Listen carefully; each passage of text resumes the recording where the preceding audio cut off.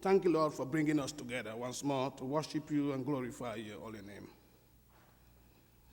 Let the words of my mouth and the meditations of our heart be acceptable to you, our rock and our Redeemer. Amen.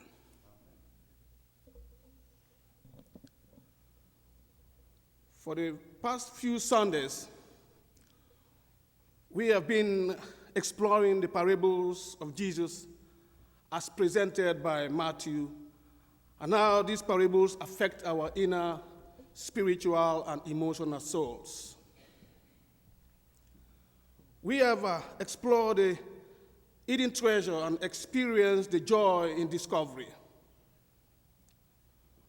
We have explored the mustard seed that teaches us that the kingdom of God is planted within us.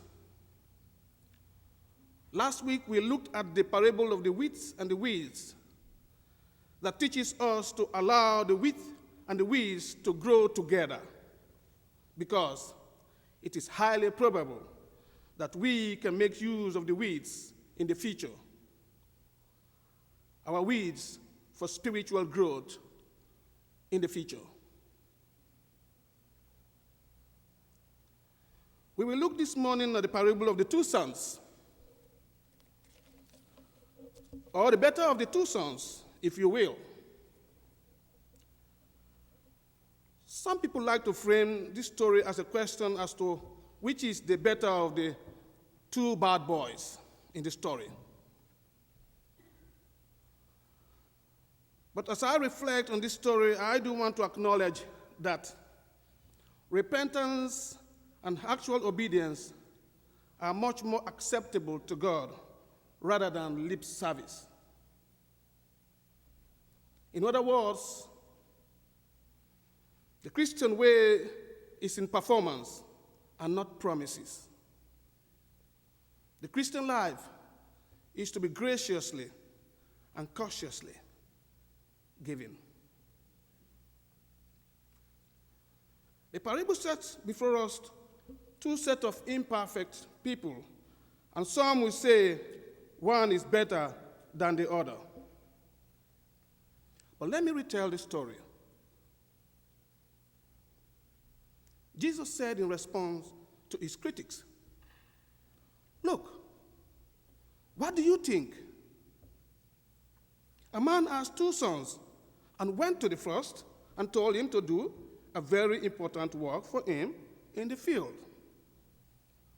We presume that that is a field where the father gets money to feed the family and pay the bills.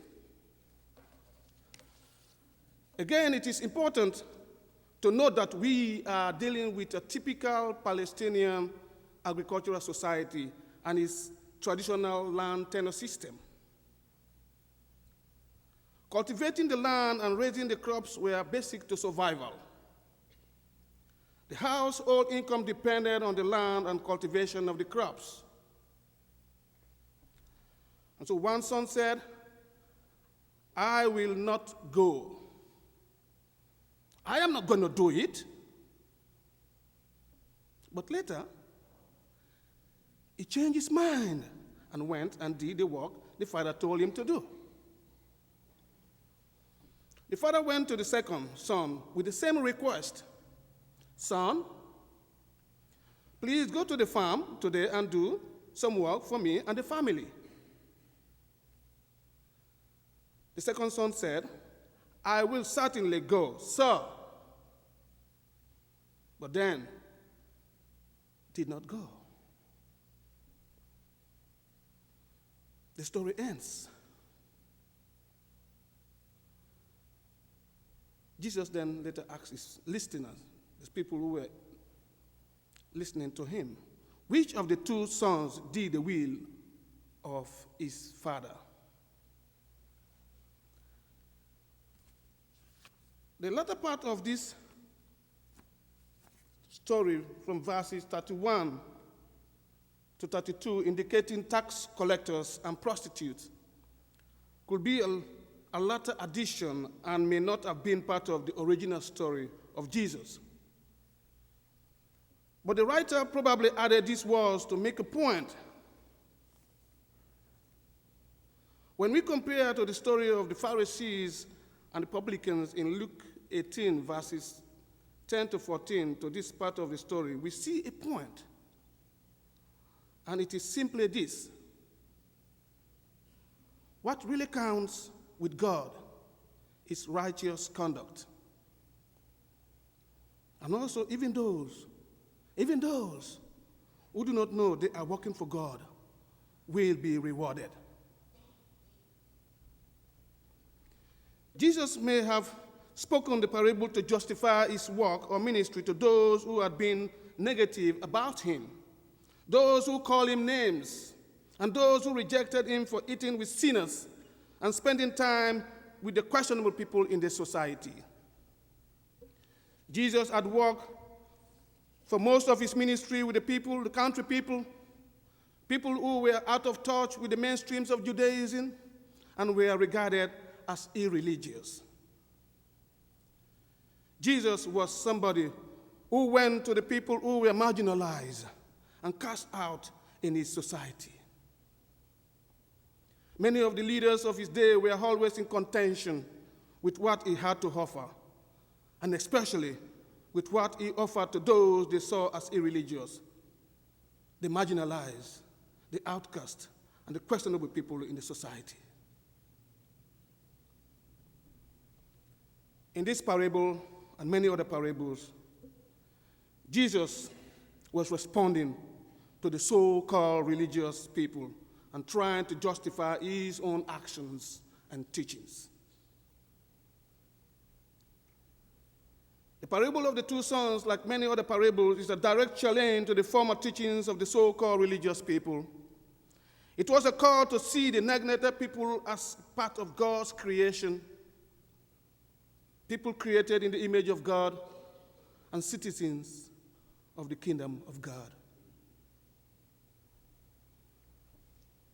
Jesus clearly saw and taught that many people who are classed as irreligious are often awakened to a realization of their spiritual needs, much more so than those who appear to be more religious and are often impervious to the gospel. As I reflect on this parable, I see the second son as a token of former religion. He was insincere in the first place. He was not telling the truth. He was not clear about what he was doing or what he was saying. He probably intended to obey his father and do what his father sent him to do, but he didn't.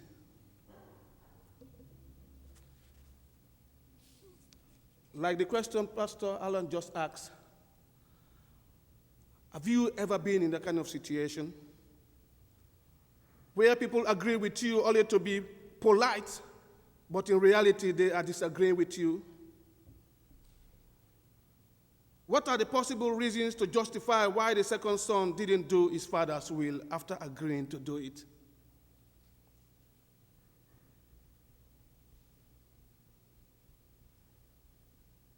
Why do people call Jesus Lord, Lord today, but do not do his will?